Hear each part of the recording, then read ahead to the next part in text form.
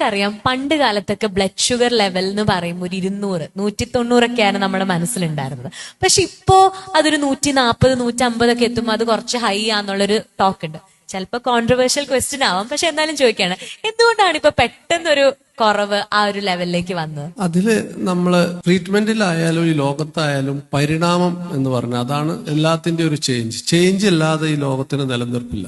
ആദ്യ കാലത്ത് ഞാൻ ഹിസ്റ്ററി പറഞ്ഞപ്പോ പറഞ്ഞിരുന്നു, ആദ്യ scientist Thomas Williams actually urine taste ചെയ്തിട്ടാണ് ഡയബറ്റീസ് ഉണ്ടെന്ന് കണ്ടുപിടിച്ചത്. കാരണം അന്ന് അത്രയാണ് മെത്തേഡ് ഉണ്ടായിരുന്നത്. അത് വെച്ചിട്ട് നമുക്ക് ഷുഗർ എത്ര ഉണ്ട് എന്നൊന്നും പറയാൻ പറ്റില്ല. ഇയാൾക്ക് ഷുഗർ ഉണ്ട്, ഭയങ്കര ഹൈ ആയിരിക്കാം. അതിനുശേഷം നമ്മൾ തന്നെ യൂറിനിൽ ഡിപ്പ് ചെയ്ത് യൂറിൻ ടെസ്റ്റ് ചെയ്ത് ഷുഗർ കണ്ടുപിടിക്കുന്ന ഞാനൊക്കെ കോളേജിൽ പഠിക്കുമ്പോൾ ഞങ്ങൾ യൂറിൻ ഷുഗർ നോക്കിയിട്ടാണ് ഷുഗർ കണ്ടുപിടിച്ചിരുന്നത്. പിന്നെ ബ്ലഡിൽ ഷുഗർ കണ്ടുപിടിക്കാനുള്ള മെത്തേഡായി.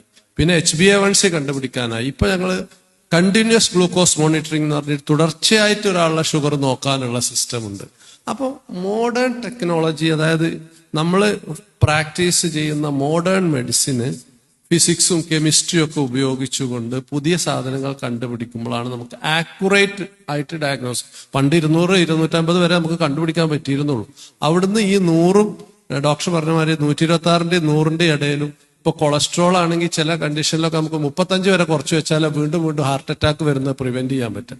അതൊക്കെ എന്താ വെച്ചാൽ ആക്യുറേറ്റ് ആയ മെഡിസിനും ആക്യുറേറ്റ് ആയ ടെസ്റ്റുകളും നമുക്ക് അവൈലബിൾ ആയപ്പോൾ ഇതിനെപ്പറ്റി നമ്മൾ സ്റ്റഡികൾ നടത്തും. ഈ സ്റ്റഡികൾ എന്താ പറയുന്നത്, 100 ആളുടെ ഷുഗർ നമ്മൾ 100-ന്റെ താഴെ വെച്ചു, 100 ആളുടെ ഷുഗർ ഒരു 125 വെച്ചു. ഇവർക്ക് ഭാവിയിൽ വരുന്ന അസുഖങ്ങൾ, അത് കാലിലെ മുറിച്ചു മാറ്റലോ ഹാർട്ട് അറ്റാക്കോ സ്ട്രോക്കോ അല്ലെങ്കിൽ അവരുടെ ഇറക്ഷൻ ഫെയിലിയറോ ഒക്കെ കമ്പയർ ചെയ്തിട്ട് ഏത് ലെവലിൽ വെക്കുമ്പോഴാണ് നമുക്ക് ഏറ്റവും ബെറ്റർ കിട്ടുന്നത് നോക്കി അതാണ് ട്രീറ്റ്മെന്റ് ലെവലാക്കി വെക്കുന്നത്.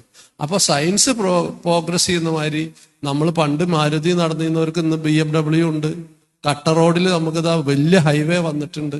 അതുമാതിരിയുള്ള സയൻസിന്റെ ഒരു പ്രോഗ്രസ് ആണ് നമുക്ക് ചെറിയ വ്യത്യാസങ്ങൾ പോലും ചെക്ക് ചെയ്യാനും അതിനുള്ള ട്രീറ്റ്മെന്റ് ചെയ്യാനുമുള്ള കഴിവ് വന്നത്. Actually it's A progress.